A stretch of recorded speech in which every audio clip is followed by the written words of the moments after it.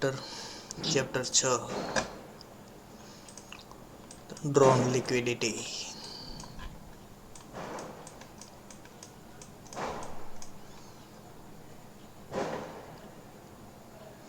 આ બધા ચેપ્ટર તમને રીડ કરાવું છું તો તમે એમને સમજશો કે આ તો ખાલી ચેપ્ટર જ રીડ કરાવે છે, આમાં એન્ટ્રી પોઈન્ટ ક્યાં છે. આ બધા ચેપ્ટર તમે ક્લિયર થઈ જશે એટલે છેલ્લે બધું ભેગું થશે. આપણે કહેવાય ને ઊંધિયાનું શાક, એ રીતે આ બધું ભેગું થશે. પછી જે એને ખાવાની મજા આવશે ને વસ્તુ અલગ છે. એટલે આ બધા ચેપ્ટર તમે શીખો કે હું કઈ રીતનું ક્યાં માર્કેટમાં પ્રેડિક્ટ થાય છે. પછી એને છેલ્લે આપણે લાસ્ટમાં એ બધું મિક્સ કરીને હું તમને શીખવાડીશ કે આમાં કઈ રીતનું એન્ટ્રી ઝોન ક્યાં બને છે અને આ બધા ચેપ્ટર કઈ રીતે યુઝ થાય છે. તો સી આપણે 5મા ચેપ્ટરમાં લિક્વિડિટી જોઈ, ખાલી બાય સાઈડ ને સેલ સાઈડની લિક્વિડિટી જોઈ. હવે ચેપ્ટર 6માં આપણે જોઈશું ડ્રોન લિક્વિડિટી, જેને આપણે શોર્ટ નેમ આપી દઈશું DLQ. સોરી,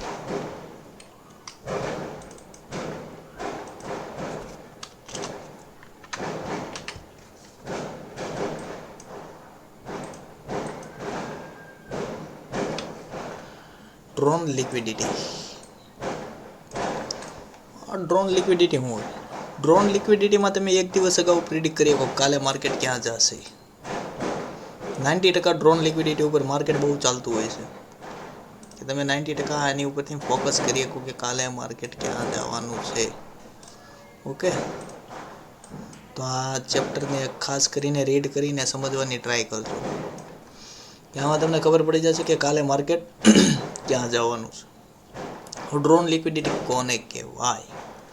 તેને આપણે ડ્રોન લિક્વિડિટીની કેન્ડલ સ્ટિક પેટર્ન તરીકે જ યુઝ કરશું. ધારો કે આ એક ગ્રીન કેન્ડલ છે, આમાં બહુ બધી કેન્ડલ નહીં દોરું કારણ કે સિંગલ કેન્ડલમાં જ તમારે સમજવું પડશે. આ ગ્રીન કેન્ડલ છે, એની આ રીતની વીક છે.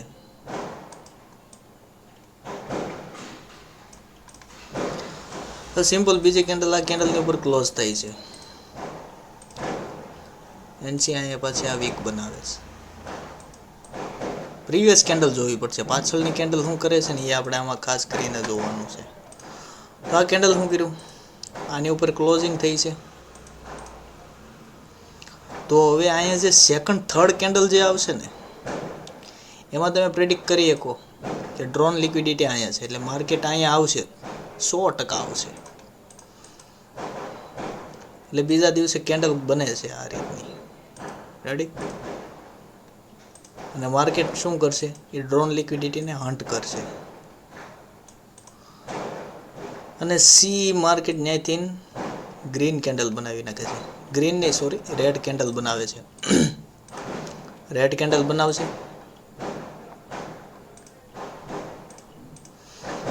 હવે રેડ કેન્ડલ બની તો માર્કેટ શું કર્યું, આ ડ્રોન લિક્વિડિટી લઈને આની નીચે ક્લોઝ આપે. પ્રીવિયસ ડેની કેન્ડલ એટલે આગળના દિવસની કેન્ડલની નીચે ક્લોઝિંગ આપી.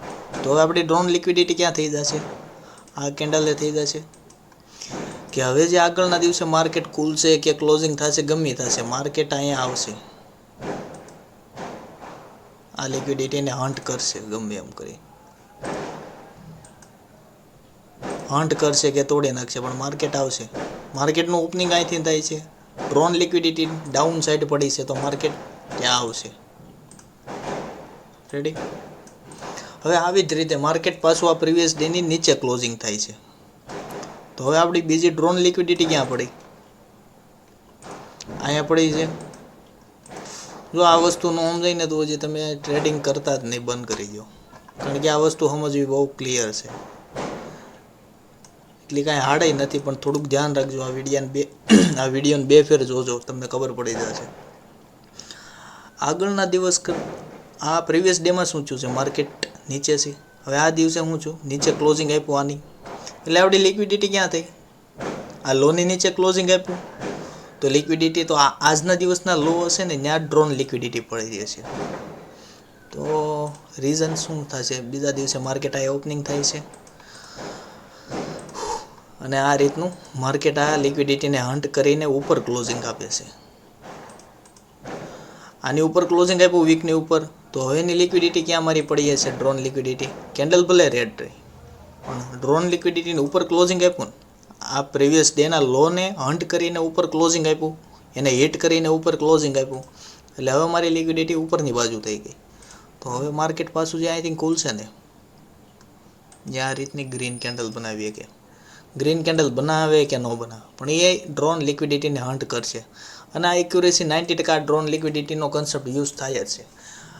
હવે ક્યાંક લિક્વિડિટી પડી રાખી, ક્યારેક હન્ટ ન થાય, તો એ વસ્તુ અલગ છે, એનો કન્સેપ્ટ આવો અલગ છે. ત્યારે ડ્રોન લિક્વિડિટીમાં કઈ રીતનું તમે જોઈ લીધું, આ રીતનો આખો કોન્સેપ્ટ હોય કે આ રીતની લિક્વિડિટી ડ્રોન લિક્વિડિટી યુઝ થાય. સિમ્પલ વસ્તુ છે, આ દોરી નાખજો, લખી નાખજો, અને આમાં કઈ રીતનું છે ડ્રોન લિક્વિડિટી શું કહેવાય મેં તમને સમજાવ્યું. આ કેન્ડલમાં પ્રીવિયસ ડેની કેન્ડલ ખાસ કરીને જોવાની. જો આ બે કેન્ડલ બનીને, હવે આ બે કેન્ડલમાં શું થયું છે, આ કેન્ડલની ઉપર ક્લોઝિંગ આપ્યું છે, પ્રીવિયસ ડેના હાઈની ઉપર ક્લોઝિંગ આપ્યું છે. પાછળના દિવસનો જે હાઈ છે ને, પ્રીવિયસ ડે એટલે કાલના દિવસનો હાઈ, એની ઉપર આજના દિવસે માર્કેટે ક્લોઝિંગ આપ્યું છે. તો આજના દિવસનો જે હાઈ હશે ને, ત્યાં મારી લિક્વિડિટી પડી હશે. એટલે માર્કેટ કાલે જે ખુલશે ને, એ મારા કાલના દિવસના હાઈને ટચ કરશે, એક ફેર હન્ટ કરશે, કાં તો એની ઉપર ક્લોઝિંગ થશે. હવે એવી જેવી તે ડ્રોન લિક્વિડિટી લઈ લે, અને જો ઉપર ક્લોઝિંગ આપે તો આપણે ડ્રોન લિક્વિડિટીને ઉપર લેતા જશું, જો નીચે ક્લોઝિંગ આપે તો drone liquidity down side. Okay, ન સમજાણું હોય તો વિડીયો સ્લો કરીને જોજો, અને બે ફેર રિવિઝન કરીને જોજો. અને આ ખાસ કરીને હું તમને દેખાડું સેમ્પલ કે કઈ રીતે ડ્રોન લિક્વિડિટી કામ કરે છે. તો જે આપણે 1 આવરની ટાઈમ ફ્રેમ છે, ગોલ્ડમાં જ કામ કરવી છે.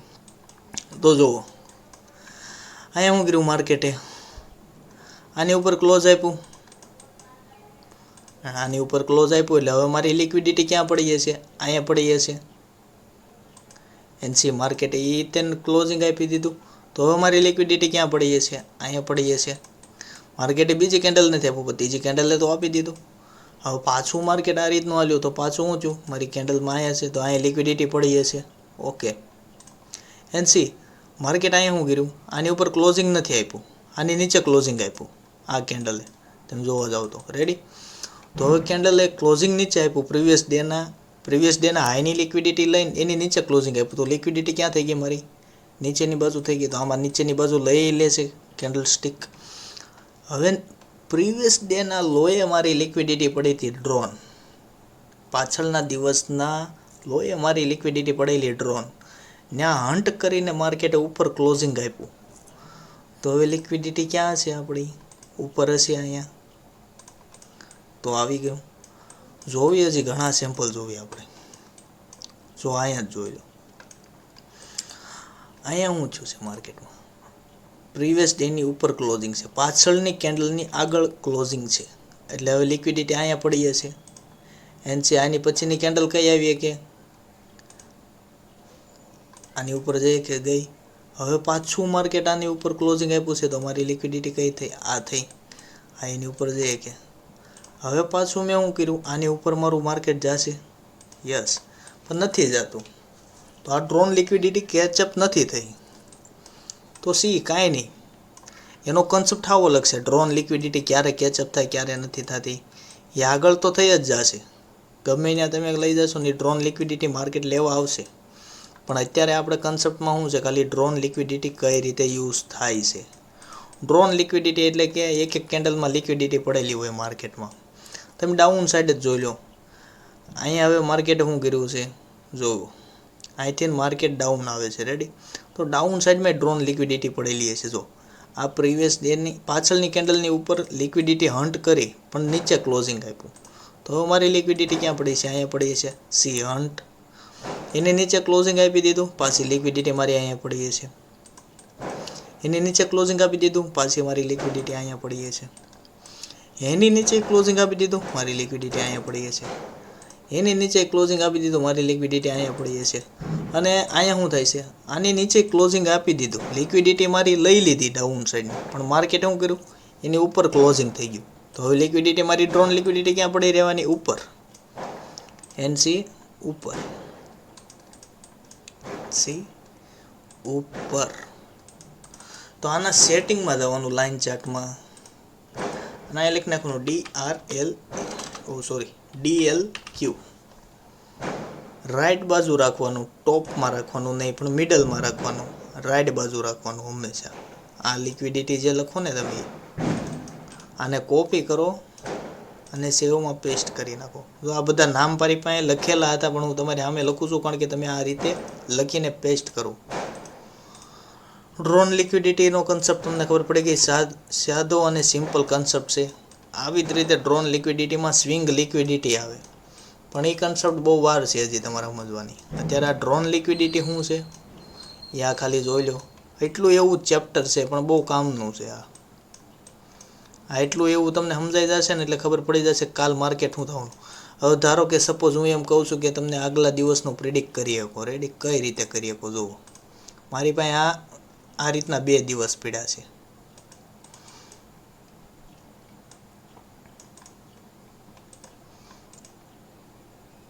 ફૂલ બુલિશ મારી પાસે 2 દિવસ છે. અમને કોઈક પૂછે કે કાલે માર્કેટમાં શું થવાનું છે તો આમાં ડ્રોન લિક્વિડિટી ક્યાં પડી છે? એક તો આની ઉપર ક્લોઝિંગ આપી દીધું છે આગળના દિવસે. રેડી?